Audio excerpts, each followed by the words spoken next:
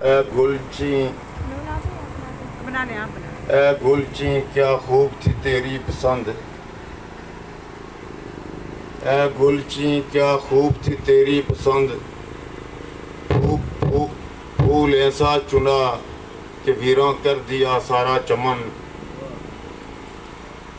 کچھ شوق سی فقیری دا،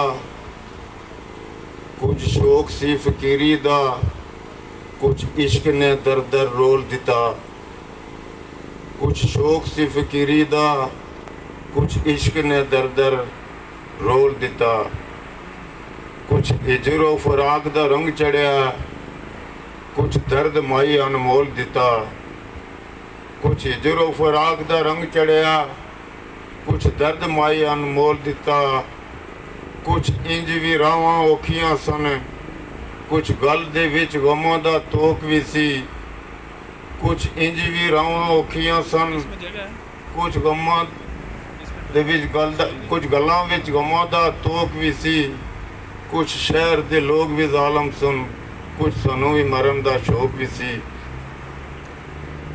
پنڈال میں بیٹھے ہوئے ڈیوائن ہینڈز کے جملہ ذمہ داران، جامعیت اسلامی جامعیت طلباء کے عہدیداران و اراکین، خواتین و حضرات، ہمارے بیٹے سفیان سعید محروم کے والد محترم سعید صاحب، ان کے بھائی، والدہ محترمہ، بہنیں اور جو عزیز و اقارب پنڈال میں تشریف لائے ہیں، آج کا یہ پروگرام جس انداز سے اس کا اہتمام کیا گیا، میں سب سے پہلے محترم سعید صاحب کے بیاف پہ مسلم ہینڈز، ڈیوائن ہینڈز اور جامعیت کے جملہ جو ذمہ داران ہیں اور سفیان کے کولیگز ہیں، آپ سب کا دل کی تہ گہرائیوں سے شکریہ ادا کرتا ہوں کہ آپ نے اس تعزیتی ریفرنس کا اہتمام فرمایا۔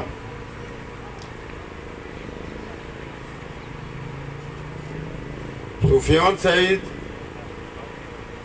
میرے بیٹے سردار شہروز خان کا کلاس فیلو رہا فوجی فاؤنڈیشن سکول راولہ کوٹ میں، اور تقریباً ان کی وہاں 8-10 سالہ رفاقت رہی۔ اس دوران مختلف اگزام کے لیے، ٹیسٹ کے لیے دونوں کا اکٹھے آنا جانا رہا۔ میٹرک کے بعد یس پروگرام کے تحت امریکن ایک اسکالرشپ تھا، تو سفیان بیٹا اور میرا بیٹا دونوں نے اس کے لیے اپلائی کیا، تو واپسی پہ میں اپنے ساتھ ان کو لے گیا۔ شاید میری اس وقت یہ پہلی انٹریکشن تھی سفیان بیٹے سے۔ جس طرح مقررین نے سفیان بیٹے کے کولیگز نے بات کی کہ وہ جس سے بھی ملاقات کرتا تھا اس کو اپنا بنا لیتا تھا، پھر میرے بیٹے کے ساتھ تعلق کی وجہ سے ہمارے گھر میں اس کا آنا جانا ڈیلنگ رہی۔ میں یہ کہتا ہوں کہ میری فیملی سے، میرے قریبی عزیز و اقارب میں سے بہت سارے لوگوں کی ڈیتھس ہوئی ہیں۔ مجھے اپنی والدہ محترمہ کا انتہائی دکھ ہے، جس کو میں آج بھی بھلا نہیں سکا، اور کوئی لمحہ ایسا نہیں ہے کہ مجھے اپنی والدہ یاد نہ آئیں۔ لیکن سفیان بیٹا ان کے بعد میری والدہ کے بعد میری یادوں میں ہمہ وقت رہتا ہے۔ راولہ کوٹ میں جب اس کا نماز جنازہ تھا، وہاں بھی میں نے چند کلمات وہاں سٹیج سے کہے تھے۔ کیفیت ایسی تھی کہ میں بات نہیں کر سکتا تھا۔ میں اللہ کے حضور یہ دعا کرتا ہوں کہ کولیگز نے جس طرح سفیان بیٹے کی سماجی، معاشرتی اور مذہبی خدمات کا ذکر کیا، تذکرہ کیا، پروردگار عالم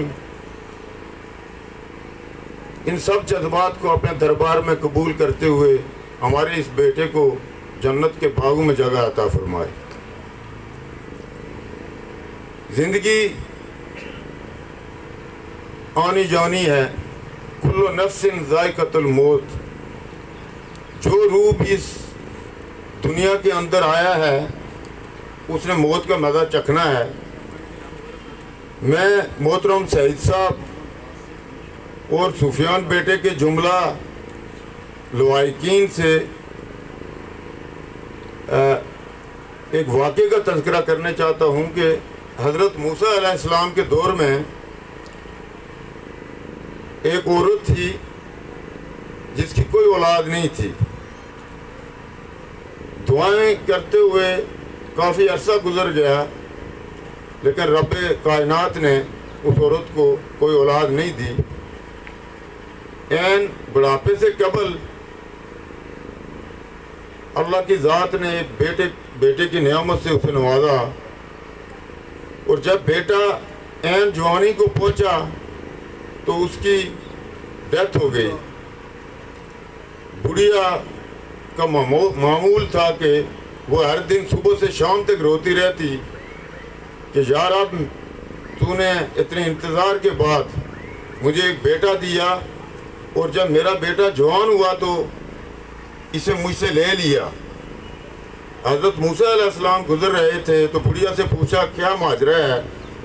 تو بڑھیا نے جب بتایا کہ ایسی صورتحال ہے تو حضرت موسیٰ علیہ السلام چونکہ کلیم اللہ تھے، رب سے کلام کرتے تھے، اپنے رب سے جا کر درخواست کی، التجا کی کہ یا رب تیری مسرت کو کوئی نہیں سمجھ سکتا۔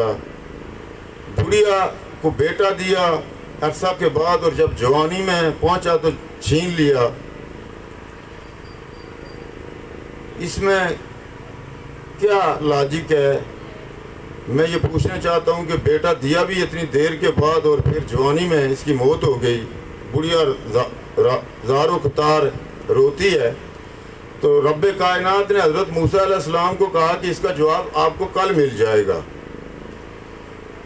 حضرت موسیٰ علیہ السلام وہاں سے جب واپس آئے تو ایک ککڑیوں کے باغ میں چلے گئے، کھیرے جہاں لگے ہوئے تھے، وہاں انہوں نے کوشش کی کہ میں کوئی کھیرا یہاں سے توڑ کے اپنا استعمال کروں، اس کو کھاؤں۔ تو وہ ایک پہ نظر ڈالتے تو اس سے سمجھتے کہ یہ دوسرے والا بھیتر ہے۔ اس طرح کرتے کرتے پورا باغ انہوں نے چھان مارا، اور آخر ایک کھیرا وہاں سے وہ اٹھا کر لے آئے۔ آ کر اس کو کھیرے کو انہوں نے کھایا، اور جب دوسرے دن یا تیسرے دن رب کائنات سے ہم کلام ہوئے تو رب تعالیٰ نے موسیٰ کو کہا کہ موسیٰ تمہیں کل کے سوال کا جواب ملا یا نہیں ملا؟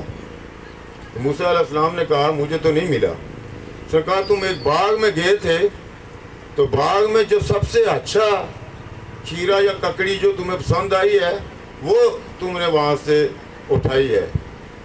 میرا بندہ تھا، میں نے اس بڑھیا کو اپنا بندہ دیا، اور جب عین جوانی میں پہنچا تو میری پسند ایسی تھی کہ میں نے اس کو واپس لے لیا۔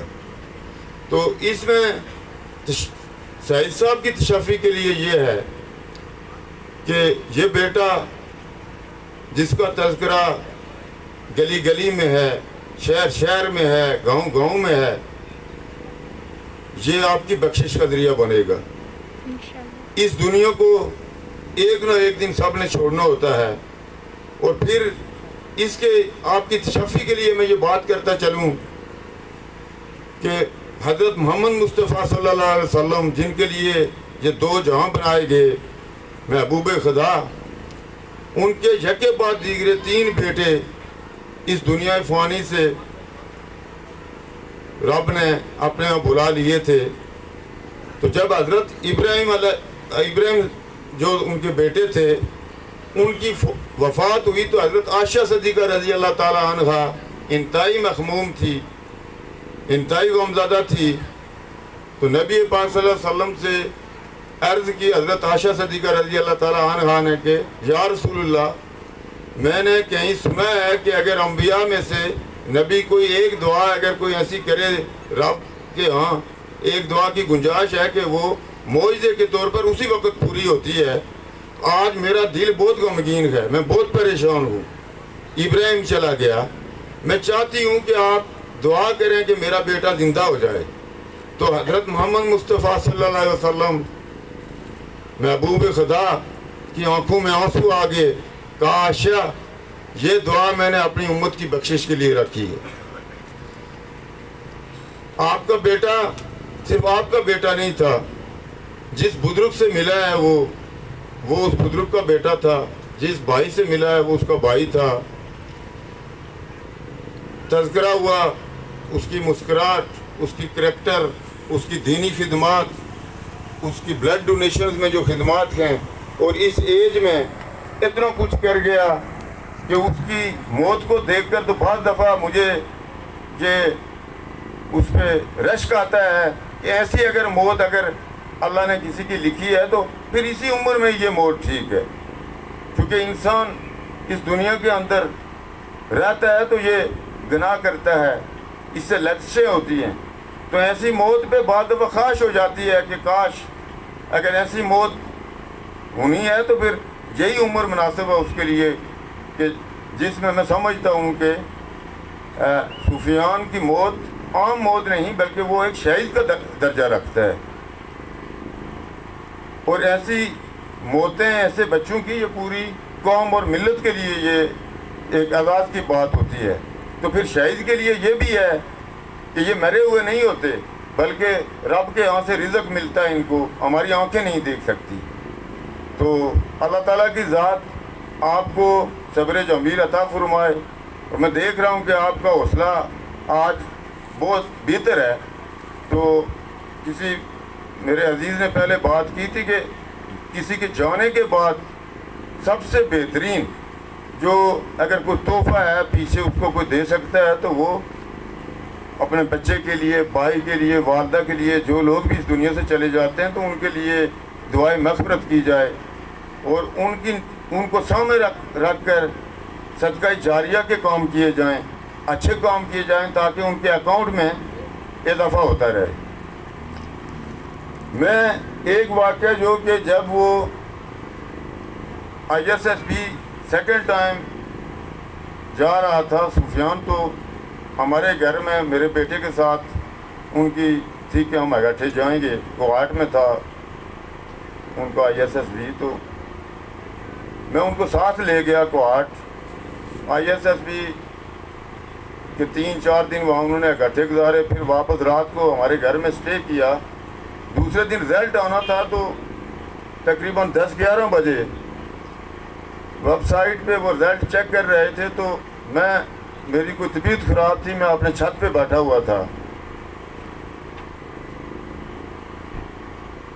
میں چھت پہ بیٹھا ہوا تھا تو میری ایک بیٹی اوپر چلی گئی. وہ کہتی ہے پاپا بھیا تو ریکمینڈ ہو گئے ہیں تو سفیان بھائی ناٹ ریکمینڈ ہو گئے ہیں. میں وہاں ہی بیٹھا رہا. میری ہمت نہیں تھی کہ میں اپنے دوسرے بیٹے سے جا کے کیا بات کہوں گا، یار غمگین ہوگا کہ ISSB سے ناٹ ریکمنڈیشن ہو گئی ہے. اتنے میں میری مسز وہ یہاں بیٹھی ہوئی ہے، شاید بات بھی کرے، تو وہ روتی ہوئی اوپر آئی. تو میں نے کہا وہ روتی کیوں؟ اس نے کہا روتی میں اپنے سفیان بیٹے کے لیے ہوں. میری خواہش تھی کہ میرے بیٹے کے ساتھ میرا یہ بیٹا بھی ISSB میں ہو جاتا.